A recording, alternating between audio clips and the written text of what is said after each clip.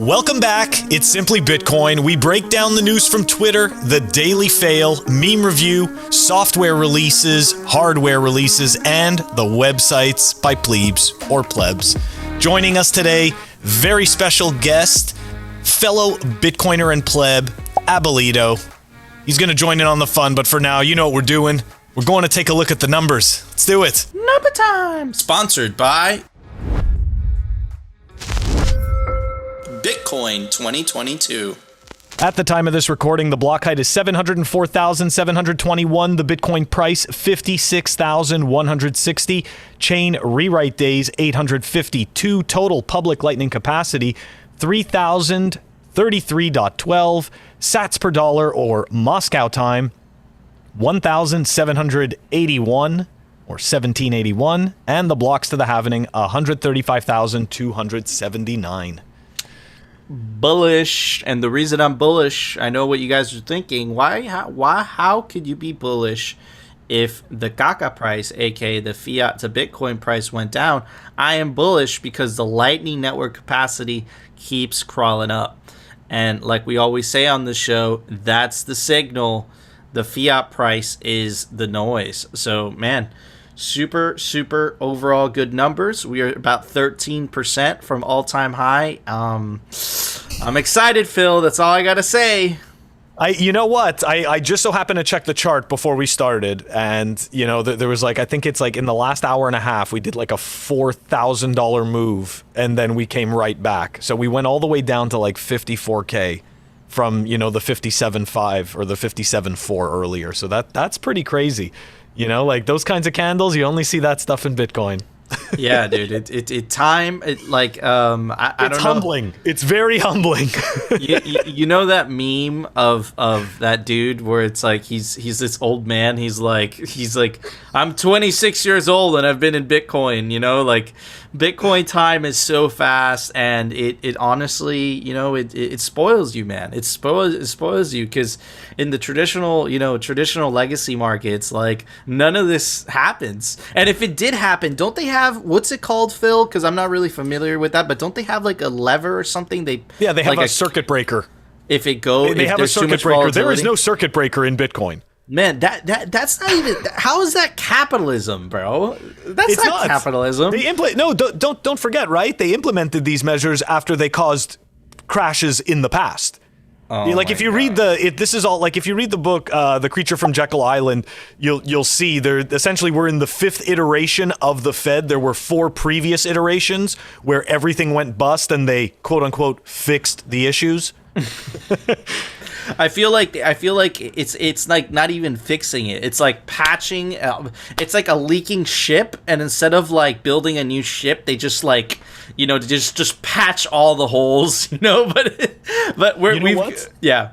My friends that are heavy into aviation always explain it as building an airplane while you're flying. Okay? Like it's like, because that's impossible to do, and naturally you'll crash. And that is exactly what it is. We're living through it. We're living through the end of the fiat experiment, or like Ron Paul likes to call it, the crack up boom. But let's see what happens. And don't worry, if you have Bitcoin, you'll be fine. Anyways, Phil, it's time for the Daily Fail, sponsored by Pirate Hash. So this is going to be it's like a 2-part fail, but this is just a quick look at a great website that I happened to stumble upon on somebody, you know, on Twitter. Somebody tweeted something out, and it is scam-alert.io. Okay, and this is actually pretty cool. Take a look. Scam check. Not sure if the address you're about to send money to is safe, or if the website you visited is real or a scam. Use our free check to see if the payment address or website has been reported. So I think this is pretty helpful, you know, especially to noobs and stuff like that. I definitely appreciate stuff like this, and this doesn't surprise me one bit. Here we go. We can take a look at, you know, some of the recent activity that has gone through, what they sent, how long that site has been active. Anyways. I don't like how. Hold on though. Look, I don't like how they put dark web shop though. Like what? So what? Which one here? Yeah. Yeah. What does that mean, right? Yeah. Like why are you outing? You know, like if someone wants some. Yeah. is it a real dark web shop, or is it one that is, you know what I mean, just taking money and not providing the services and products? Usually, because they're pretty good. They're usually pretty good because they're but that's what I'm saying. That's the difference between the real and the fake. Like having dealt with them, like, you know, there's legit ones, right? And then there's ones that just take your money and disappear. Yeah, yeah. They never send you the product. That could be it. That could be it. I don't know. But it's good to be skeptical. It's good to be skeptical. It is very good to be skeptical, and you got to take a look at it objectively, you know, and like take a look at this, right? The top scammers, you know, the top 10 most successful currently active scammers listed by total lifetime earnings in USD based on prices at the moment of the transaction. And you could see here, you know, what they're essentially, you know, what the suspected, you know, the suspected way of scamming is, right? You know, in this case, malware payment address, a fake Tumblr that sends your hard-earned Bitcoin to several well-known exchanges. I've actually never dealt with this website before. Anyways, I just wanted to share that with everyone. That's going to be in the show notes if you want to go check it out. Very, very cool, Phil. Yeah, it's helpful, cool. You know? Super, super cool. And look, you could follow them on Twitter, right? So that's cool too. Okay. Twitter. We're going to move on over. We're going to move on over to the actual fail.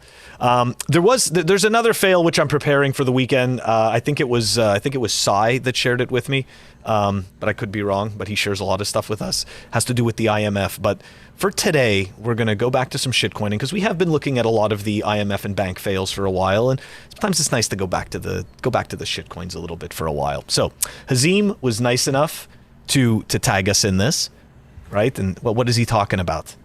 All right, so baby cake. Ooh, that already sounds awesome. It already smells like strawberries to me. I don't know how a token can smell, but somehow it does. It smells like strawberries. All right. And the G-Excellence Award for Innovation. That's very clever. Make excellence a difficult word to pronounce. Anyways, award for innovation at the 2021 Global DeFi Investment Summit goes to at Baby Cake BSC, right? This is a shitcoin built on Binance, right? Binance is garbage. All right, so they won an award. Let's dive into them for a bit. Baby Cake is the first cake reflection token. Nico, could you please, in a few words, would you define for me what is cake? What is reflection token? Listen, I keep saying this. The shitcoiners, you got to give them credit where credit is due. They are fucking phenomenal. I'm sorry, guys, for cursing. They're phenomenal at names. Phenomenal. Their name game is on point. Sushi, yam, kid token. Now there's baby token. Now baby cake token. It's incredible what these guys do. But what exactly is cake reflection? Like, right? It's a reflection token. What is it reflecting? I mean, well, don't you see the moving image? Maybe I see the moving image, but that's not a cake. That's true. So I just don't understand. I guess that's just looking cool and it's helping draw people in. So here, let's dive into the whole use case of this thing, right? Because of course, they're going to help fix the world, right? They're going to make things better for everyone. Let's see how. All right. Simply hold baby cake tokens and get rewarded in cake on every transaction. So do I have to transact in it and hold it and then make money off of other people's transactions, or you know what? It makes no difference. Doesn't matter whose money it is. Listen, but hold on. Scroll up again, Phil. Scroll up. Sure. Sorry. No. So instead of simply hold baby token, just simply Bitcoin. Boom. Old dad joke. Yeah, I know. I've been hanging out with Phil a lot. I apologize. That's right. See what's happening? See, now you're noticing stuff and you're like, wow, that's actually kind of clever. Okay. So check this out, right? We're not going to dive into this over here because we're going to go take a look at their awesome white paper. All right? Yeah, that's right. We're going to go dive into the white paper. But let's just take a look at some of the features that they boast. All right? These are some of the great features that we can expect out of this shitcoin. All right? 7% redistribution in cake, rewards paid automatically, massive marketing plan. It's fantastic. What does that mean? Redistribution in cake. Do you get a cake? You get some cake. You get a minimum. So if you hold a minimum of 200,000 tokens and you receive rewards. So it sounds like proof of stake. Oh man. Sounds like proof of stake, and we all know that that's not money. Anyways. All right, next. 1% selfie, secured by design. Well, they just told us, Nico, we don't have to worry. It's secured by design. And check this out. it was fully audited by Certic and TechRate. Here we go again. We know they mean business, Nico. They mean business. 3% auto liquidity pool. This is all amazing stuff. I just want to take wait. You see that? Pancake swap. Oh, yeah, well, of course. Nico, this originated on Pancake Swap, right? You were able to buy this. This wasn't a scam because you were able to just buy this on Pancake Swap openly. Didn't we cover pancake? Why the foods? Why yam? Why sushi? Why cake? Why are they obsessed with foods? Dude. Anyways. All right. Here, don't worry. I'm going to make you sicker. Here we go. Their white paper. All right, here's the white paper. Introduction to the Baby Cake mission. Nice, it has a mission. Baby Cake has a mission. Bring DeFi to the masses. Because that's not happening with every other shitcoin affinity DeFi scam, right? They're not bringing DeFi to the masses, but these guys are. Baby Cake's primary goal is to make it simple enough for even our mothers to be... that's the use case. Our moms. We need them in this. All right, even our mothers to be able to start earning passive income without having to understand this complicated DeFi world. Sounds really complicated, to be honest. Just get onto Pancake Swap first, okay? Just get there first. All right, so we're going to fast forward through all the history and everything. So here, this is where we create, this is my favorite part, and this took place in ICOs as well. This is very typical for shitcoining. This is where we create trust, okay? We're about to create some trust, Nico. Is the owner of Baby Cake doxxed? Because we all know no one knew who Bernie Madoff was. Nobody knew who the CEO of Enron was. Nobody knows who these people are. They're just invisible. He's doxxed. It's going to be honest. Here we go. Our founder, Monk. Monk. He's fully doxxed. Just got to go looking for this guy. Perfect. He doxed himself via video when Baby Cake hit 50 million market cap. He then doxed further on the announcement that Baby Cake would be a platinum sponsors of both the Global DeFi Investment Summit and the Dubai Crypto Conference being held in Dubai in October 2021. Monk will also be a speaker at both events. Well, he's doxed, so he can't possibly be a scammer. All right, here we go. The Baby Cake tokenomics. Okay, it's good stuff. There's a 15% buy tax. For whatever reason, an extra 1% fee is applied to all sales to encourage holding and to discourage swing trading and to lessen whale manipulation. At times, our tokenomics may change in response to market conditions. They change them in response to market conditions. Doesn't sound like DeFi to me. It's a little CFI, Nico. It's a little CFI, but look, they're helping your mom get into this, and my mom. They're all getting into this. Okay, the token contract employs a static rewards system. The 15% buy tax is split as follows. 7% redistributed to holders, 3% is used to fuel the liquidity pool, and 5% is allocated to the marketing wallet. Is this real, dude? Like this is totally real. This is real, and this is scamming people for real. But Nico, this is the last part of building the trust, okay? Once I read this to you, you are absolutely going to trust it, and you are going to buy this shitcoin. Here we go. The Baby Cake team has taken several steps to ensure optimal security. See? We have optimal security. Baby Cake's contract is also audited. Oh, man. And certified by Certic, a leading blockchain security firm founded by Yale and Columbia University professors. Well, that's legit. We're now credentializing. Certic has worked with hundreds of clients. A Certic certification is considered the gold standard of contract security. Boom. They just told you it's the gold standard. Caca. Oh, dude, is it ever.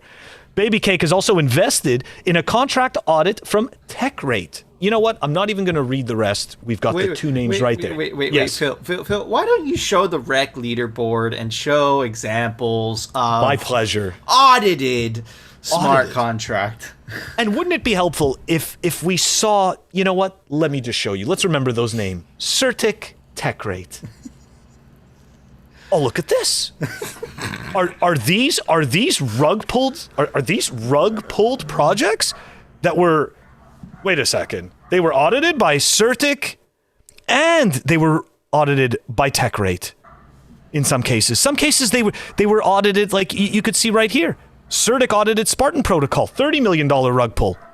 TechRate audited Stable Magnet, also $27 million rug pull. Certic audited V Finance, $34 million rug pull.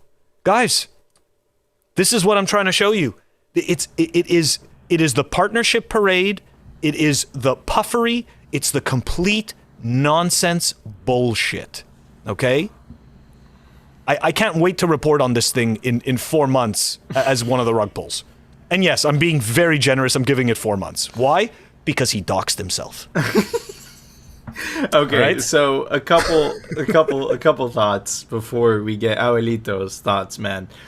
Awards. Okay, that's very fiat-y.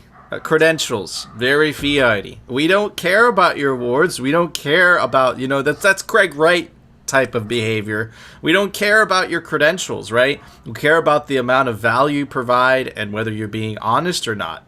And it doesn't matter how long you've been in the space either. The moment you start shitcoining, if you've been a Bitcoiner for 10 years, the moment you start shitcoining, take the left path, you are going to hear it from the plebs savagely, right? An example of that, is Breedlove, right? Incredible Bitcoin content. The original person that orange pilled me, Andreas Antonopoulos, I used to listen to his lectures on repeat in 2016. Guess what? And he started shitcoining, started shilling Ethereum, right? And he couldn't take the heat, so he unfollowed everyone on Twitter. So yeah, man, look, the credentials, that's a big red flag. Another red flag is the goddamn food, right? For some reason, the shitcoiners love the food names.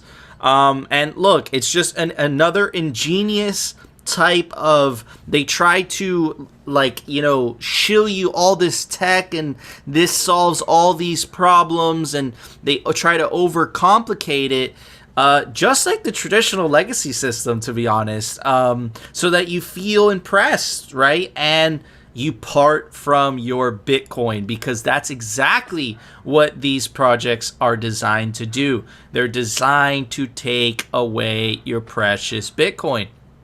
And this guy, Monk, don't you guys remember the OneCoin, right? This huge lady, was this huge project, right? And she disappeared off the face of the planet. She's credentialized as hell, right?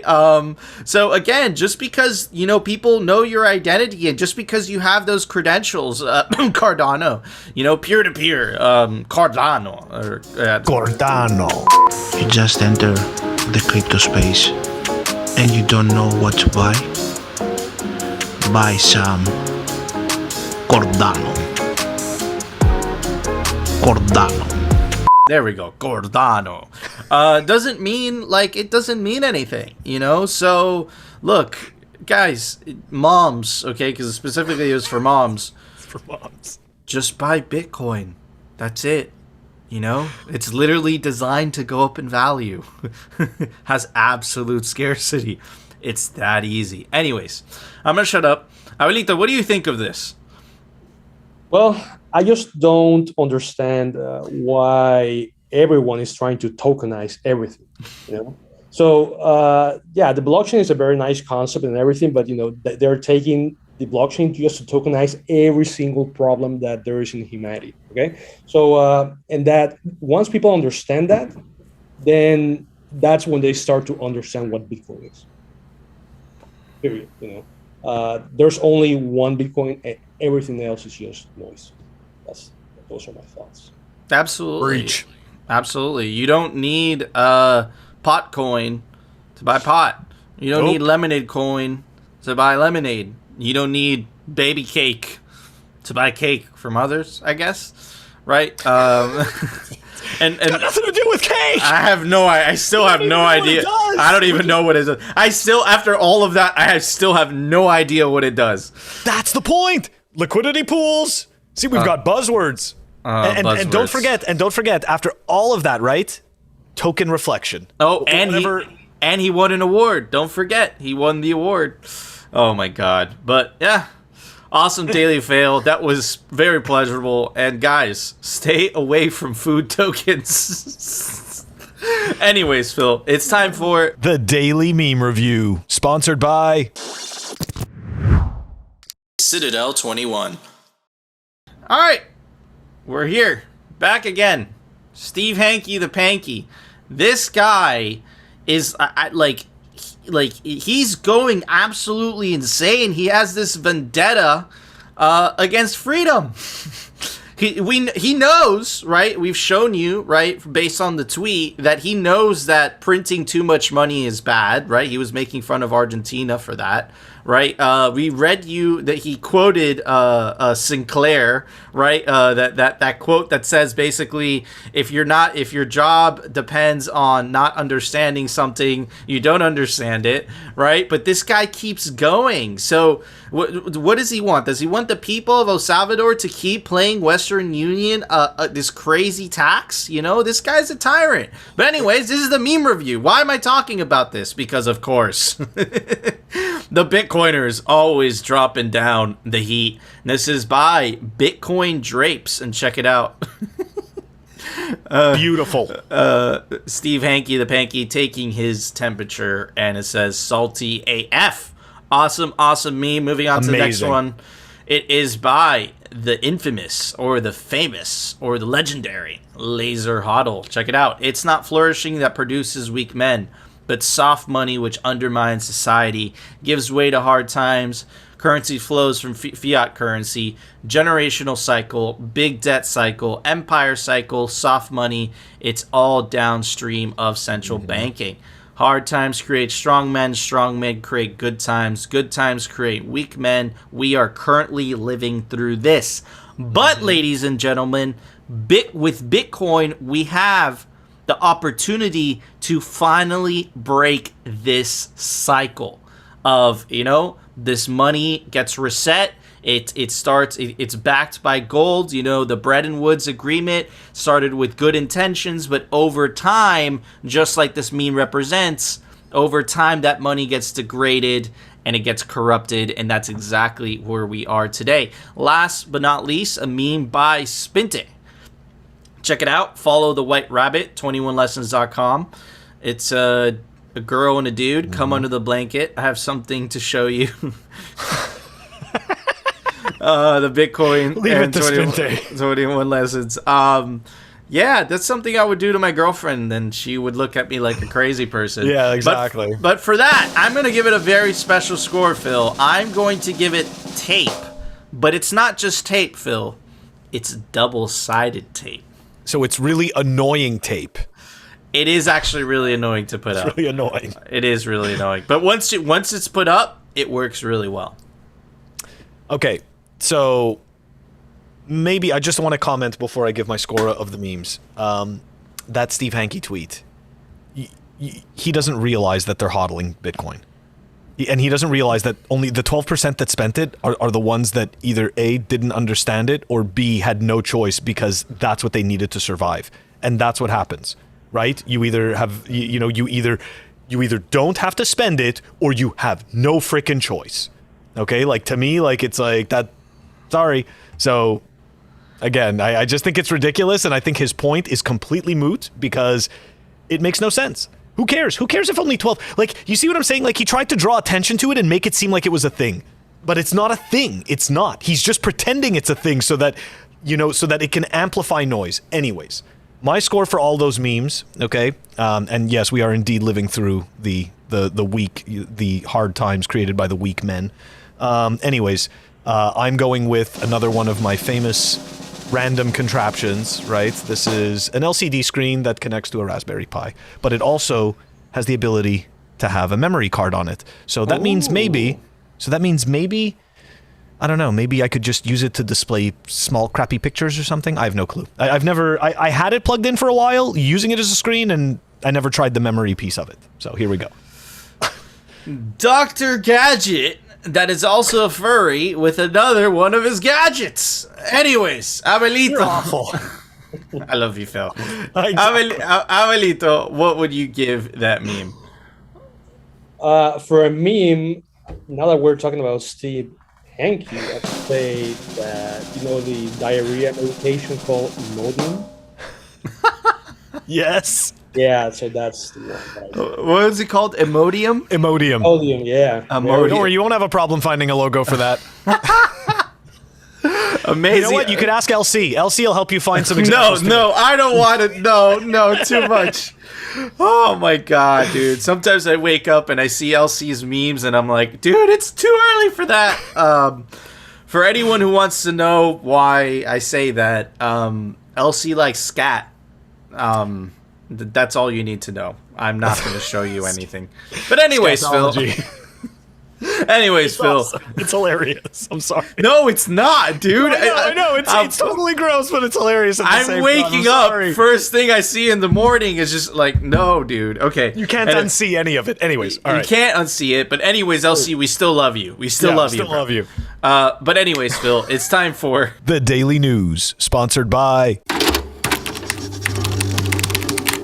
Cloaks.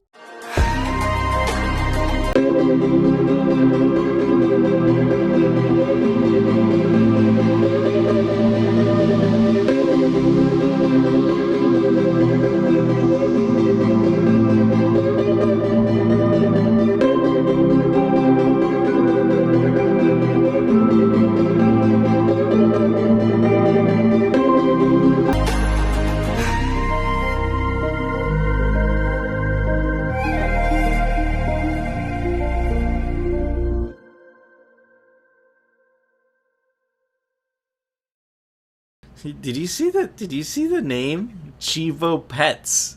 Bullish. Chivo Pets, dude. Meaning that it is the Chivo app, which is the Bitcoin government app in El Salvador, and apparently they're going to use the gains because of NGU technology to fund a new pet hospital, and that is literally one of the nicest pet hospitals I've ever seen, dude. You know, Hanky is right. Bitcoin is a crackpot idea. First he wants to provide a better monetary policy for his people, and now he wants to help pets. This guy's a sick, twisted freak. Dude, it's crazy, I mean, man. Come on, like, is anyone really listening to these people? And the question is, could the fiat dollar, could they have done this with the dollar? And the answer is no. And the world is taking notice to what is happening in El Salvador.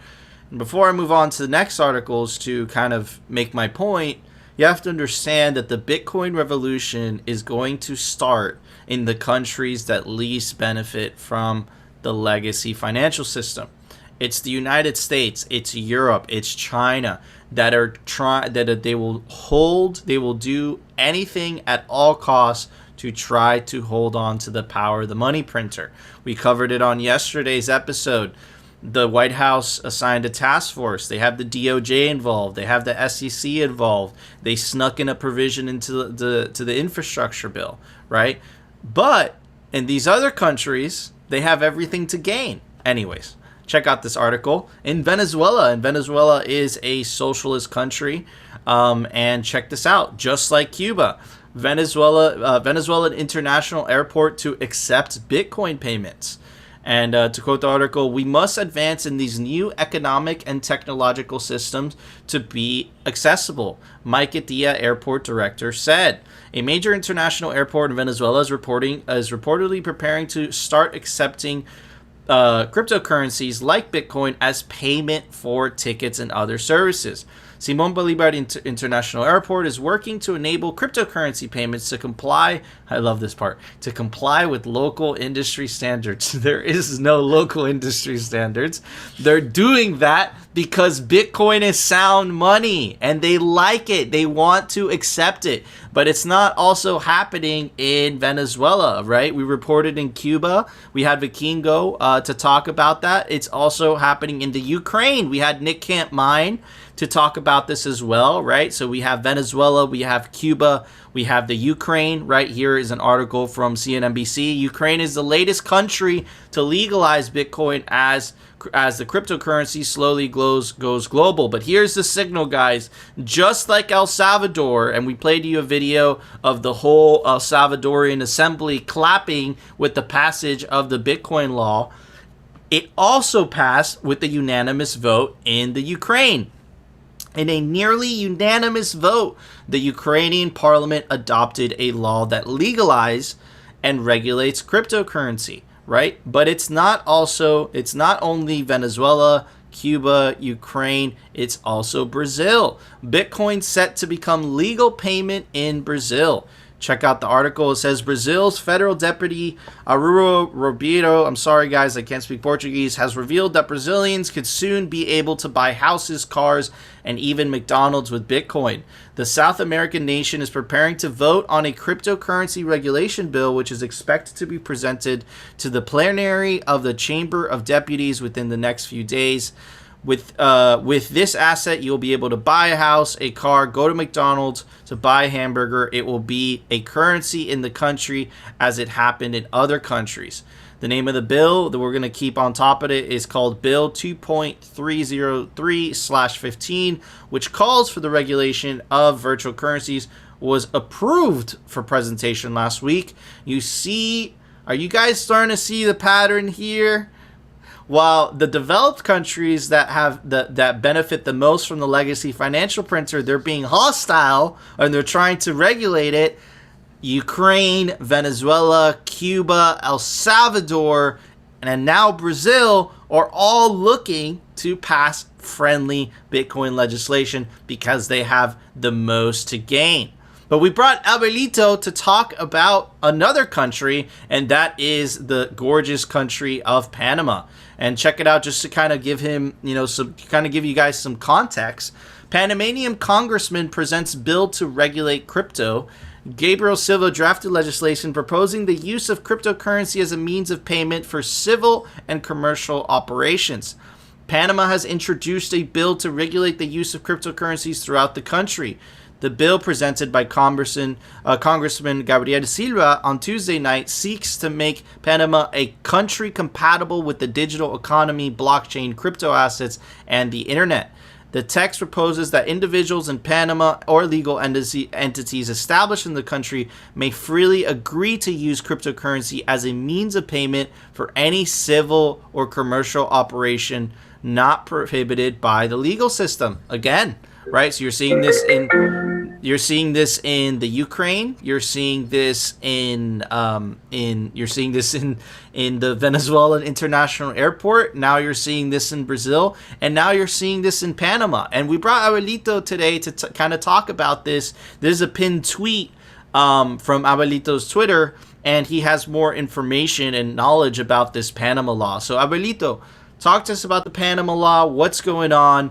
It's obviously not legal tender, but I think you explained to me that there's no such thing as legal tender in Panama. So give us the lowdown. Yeah, so that is correct. Panama prohibits by the Constitution to have legal tender. So it's the only country in the world where that actually happens, because Panama, basically in 1903 got its independence from Colombia with the help of the Americans, because they wanted to build the Panama Canal. And they said, we're not going to have a currency. We're just going to adopt the US dollar, but we're not going to have it as legal tender. So Panama prohibits any country to be legal tender, if that makes any sense. So they made another provision in the fiscal code that the dollar can be used to pay taxes and to settle debts. Okay, so that's the context. And then the way Panama has been the country with the highest dollarized history in the world from 1903 to 2021, and the way it works, if I can just tell you guys a little bit, there's no central bank because Panama doesn't print dollars. So the number of banks in the system actually act as if they are like a team of central bankers. So they provide liquidity and take liquidity from the system based on demand for dollars. So at every single point in time, there's demand and supply are in equilibrium, if you want to call it that way. And that worked pretty well for many years. If you compare it to the other Latin American countries, okay? Because every other Latin American country had their own currency, and it was devaluation after devaluation, and that was horrible, right? Mm-hmm. But what Panamanians did not, just the idea that I have with the boiling frog, that you had that 2% devaluation per year, and then 2% is not that much. But if you actually compound that effect, you get 98% debasement of your currency within maybe the century, and I would actually say from the 1970s when the dollar came out of the gold standard. So the context, here is that, okay, we have the dollar, people are, fine with the dollar, but they are saying, everything is getting more expensive as it is in the US. I mean, and they don't understand why, So this congressman comes and then he wants to introduce, Bitcoin, okay? But he had this impediment on the Constitution prohibits that. So basically, the way he wanted to do this, okay, we're going to open the whole spectrum of altcoins, just not to say the other word, and as a Bitcoin maxi, of course I want Bitcoin. I don't want any other shitcoin at all. But I'm a libertarian as well, okay? And I know that in the end, Bitcoin is going to suck everything. Bitcoin is going to win regardless, and I actually prefer that Bitcoin, wins, against everyone else. So you see a different approach from El Salvador, okay, where you have a top-down approach from the president, who's very popular. The president in Panama is not that popular, okay, and you see a situation where there's the discussion of the law will need to have a bigger consensus, from all the different actors in the Panamanian society, as opposed to El Salvador, which was, straight, top-down approach. So, and both approaches are good and bad. The Panamanian approach is going to be slower, and as opposed to Bukele's a much quicker approach. But then probably in Panama, once this thing is implemented, it's going to have a much longer lasting effect, probably, if you want to put it that way. So basically, the law is quite open. You can actually, in the article, doesn't mention that you can actually pay taxes with Bitcoin. So when the law gets approved, you're going to be able to pay taxes, debts, goods and services, and everything. So hold on. Let me stop you right there. What is the probability that the law gets approved? Because you sound like it's a sure thing. You're making it seem like it's a sure thing. No, I'm not saying that at all. I think this guy is an independent congressman, so he doesn't belong to the governing party in Congress. So he'll have to actually get the buy-in from the other parties as well. But I think it's not going to be that fast of an approval, but it will get there. I don't think. I just don't see how that's not going to be approved, especially in Panama, which is such an open country. There's zero capital controls. People are used to this freely exchange of currencies and goods and services. So I don't think it's not going to pass. But when that's going to happen, I have no idea. Yeah, so just one more question. I think that, with Panama, one of the major things is the Panama Canal, right? And I know that for ships to essentially cross, they have to pay, a fee, right? And that fee is paid in dollars, yes, right? Sir. But those dollars, they decrease in value. What happens when the Panamanian government starts asking for that fee in Bitcoin? I see that in the foreseeable. I see that maybe not in the near future, but I definitely see that sometime in the future. Oh, absolutely. I think, first of all, oil will be priced in Bitcoin at some point in the future, because that's a natural evolution of Bitcoin. The dollar is it's not sustainable, and once that happened, then I mean, if Panama Canal is the center of global commerce, it just makes a lot of sense that when we go into that Bitcoinization world, that world trade is going to be priced in Bitcoin as well. So I believe that's going to happen. I think the law is going to happen first, of course, and then you have another thing that not many people think about, but all the pension funds, the public pension funds that are all bankrupt, they will need to start investing their scarce resources in Bitcoin. So in Panama, all the Social Security pension funds, they're going to be investing in Bitcoin. People are going to, there's a public investment fund in Panama, like $2 billion. I'm sure they're going to be investing in Bitcoin as well. And the Panama Canal at some point, I don't think it's going to be in the near future, but because it makes perfect sense. Why would you get your income in a debased currency? Doesn't make any sense whatsoever. So yeah, I agree with that. So you're bullish and you're hopeful that this legislation is going to pass. That's freaking awesome. Phil, do you have any closing thoughts?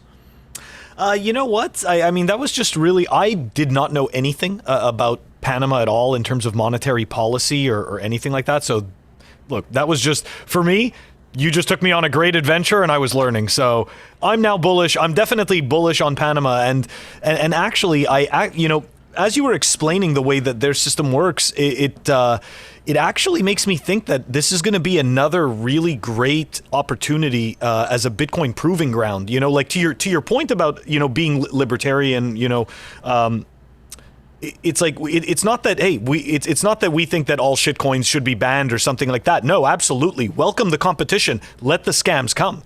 Because the truth will prevail. That, you know, that is the key. And that's why it's like, hey, no problem, right? It's like, this gives us the litmus test. You know, it kind of gives us that mirror to reflect against. So yeah, I think it's an interesting landscape. And I think Panama is going to be another, I think that's going to be an interesting opportunity, you know, for Bitcoin to essentially, again, right, it's going to show its strengths. Yeah, and one thing that I forgot to mention is that Panama has a territorial tax system, so you don't get taxed on your international income, right? So if you are a foreigner and you're actually based in Panama, you have all this income, you know, from outside of Panama, you pay zero taxes. So there's no taxes whatsoever. I mean, Panama is a tax haven, all right? So it makes a lot of sense, you know, to actually, you know, just like in El Salvador, there's all these jurisdictions, and that we're going to have all this competition with the big countries. And, you know, what we said before, the incumbents are going to be the last ones to actually implement or, you know, adopt Bitcoin, because they are going to, and they're going to react violently, I think. Yes, absolutely. They are not going to go, this is not going to go down, you know, as a fairy tale. This is going to be violent. And you see that today, you know, with all these sanctions against fiscal paradises, and they're going to do anything, you know, to stop, you know, these jurisdictions from actually getting money or Bitcoin or whatever. So this is, you know, just like in the Sovereign Individual, the book, I mean, this is how it's going to play down. And every country needs to make its own decisions.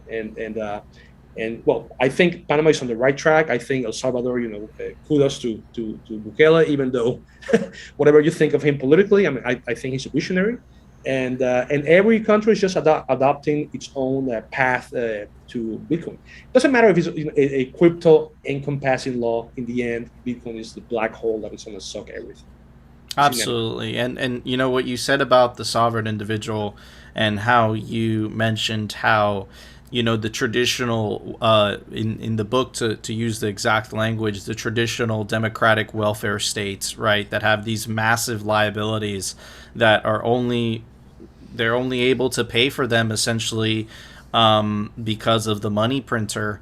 And again, you know, essentially the massive theft through taxation, but as actual physical location no longer becomes so important for income, right? As we transition from the industrial age to the information age, where you could look at us, right? We're all video chatting, you know, we're all, you know, hundreds of miles away from each other, and we're doing it instantaneously. Why can't money be the same? And now it is, and that's exactly what Bitcoin is doing. But Abelito, I'm super bullish for Panama. I really like how they're doing it, and they're taking the bottom up approach rather than the top down approach. Mm-hmm. So it's super, super cool. And again, they don't have their own currency, so it's just like El Salvador. What do they have to lose? They just have everything to gain, right? So definitely going to stay on top of that. We'll see what happens in Panama. But anyways, Phil, there was an open source software release today. Why don't you tell everybody about it? Software releases. All right, we've got Join Market version 0.9.2. That is essentially a privacy tool that helps you, implement coin joins. Anyways, check it out down below in the show notes. Awesome. Thank you, Phil. All right, guys, before we go, buy your tickets to Bitcoin 2022. It's the biggest Bitcoin conference ever. It's going to be 4 days this year. Last day is music and networking. Meet the plebes in Meet Space, but be quick about it. The tickets do increase they do increase in price over time. There's a 10% off and all the tickets down below. Definitely check it out. Bitcoin 2022. Check out cryptocloaks.com for the best Bitcoin 3D printed merch. Get yourself a Bitcoin grenade or a 3D printed honey badger. This is a pin, but imagine this 3D printed. Definitely go check it out. Get 5% off anything on the store with the link down below, cryptocloaks.com. Check out Citadel 21 for the best Bitcoin cultural zine. It's pure pleb signal. It's news, it's articles, it's by plebs, for plebs. Get yourself a physical copy. There's only 1,000 made. Citadel21.com. Check out Pirate Hash for some awesome Bitcoin trinkets like this Bitcoin board game, this Bitcoin source poster. It's by the guy that did the UI for Bisq. Piratehash.com. And of course, before we go, definitely check out our guest, Abuelito Panama, if you want to stay on top of what's going on in terms of the Bitcoin legislation in Panama. Again, it's really interesting because it's a bottom-up approach, so it's not going to be as quick as Abuelito said, but definitely give him a follow if you are curious to know what is happening with Bitcoin and Panama. But anyways, guys, that was our show. If you enjoyed the show, you know what to do. Smash that like button. And of course, if you want to continue hearing the catastrophic fails from all the food shitcoins like sushi, yam, cake, baby token, I forget, and the Bitcoin news That was a different one.